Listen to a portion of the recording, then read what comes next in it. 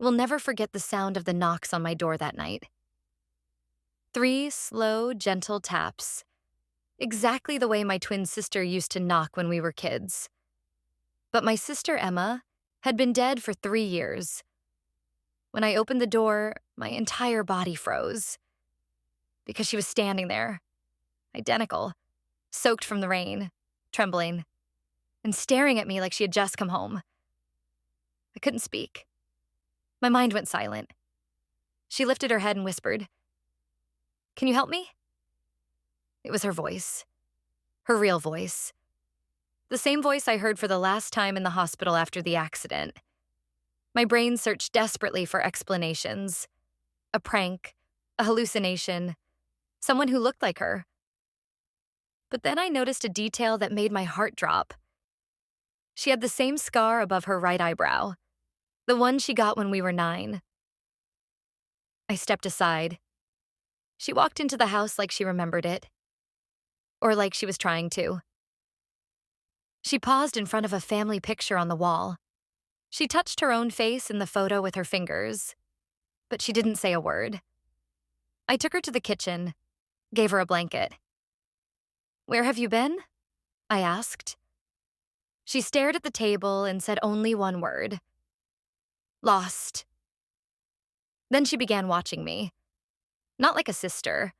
Like, like someone studying me, analyzing every move I made. Suddenly, she walked down the hallway toward the room we shared as kids. A room I haven't opened since she died. She placed her hand on the doorknob.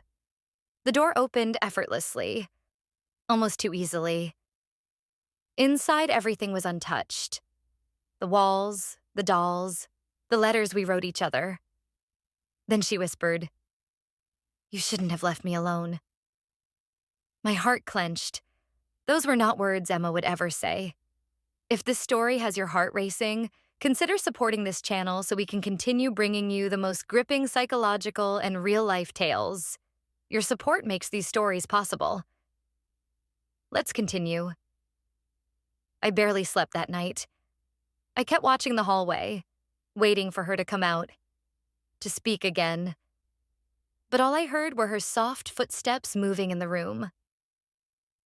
At 3:12 a.m., the exact time her accident happened, I heard her voice again.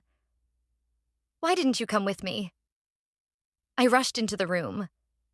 She was sitting on the floor with our old photo albums scattered around her. But her eyes, they weren't Emma's eyes. They were cold, empty, unfamiliar. "Emma, what do you want from me?" She lifted a picture I had not seen in years. It was from the night before her accident. We were smiling, hugging, but behind us, reflected in a window, there was a shadowy figure, something I had forgotten, or forced myself not to remember. She whispered, "He never let me go." Suddenly, all the lights went out. I heard footsteps, but not hers. These were heavier, slower, as if someone large was walking down the hallway. Emma turned toward me, but this time, her face started to shift, stretching at the edges as if her skin wasn't hers. With a deeper, unfamiliar voice, she said, "She didn't come back. I did. Because you never let her go." It all clicked at once. This wasn't Emma. This was my guilt, taking the shape of the person I missed the most. The footsteps grew louder. Something metal felt the floor. And I realized there was no intruder, no ghost, no demon. It was my mind, fractured from years of unresolved pain. When the lights finally flickered back on, she was gone. Only the open albums remained on the floor. Sometimes the scariest stories don't come from the outside. They come from within. My Emma didn't return from the afterlife. She came from the parts of my memory I refused to face, from guilt, grief, and trauma I tried to bury. To let her go, I first had to forgive myself. And sometimes that's the hardest truth of all. Looking back on that night, I realized something I had ignored for years. We all carry ghosts. Not the kind that hide in closets or lurk in the dark, but the ones that live quietly inside us. The ones made of regret, unanswered questions, unfinished conversations, and memories we pretend aren't there.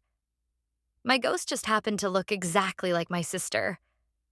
For so long, I convinced myself that healing meant moving on, pretending the past didn't exist, forcing myself to smile, to work, to live as if nothing inside me was broken. But the mind doesn't forget what the heart refuses to feel. And grief. Grief has a cruel way of coming back. Sometimes as dreams, sometimes as panic, sometimes as a familiar face standing at your door in the middle of the night. That night taught me something. We don't heal by burying the pain. We heal by facing it, by listening to the parts of ourselves we tried to silence. And maybe our deepest fears aren't supernatural at all. Maybe they're reminders, signals telling us that it's time to stop running. Emma didn't return to haunt me. She returned to show me what I couldn't see. That holding on to guilt is its own kind of ghost. And sometimes, the only way to let someone else rest is to finally let yourself rest too.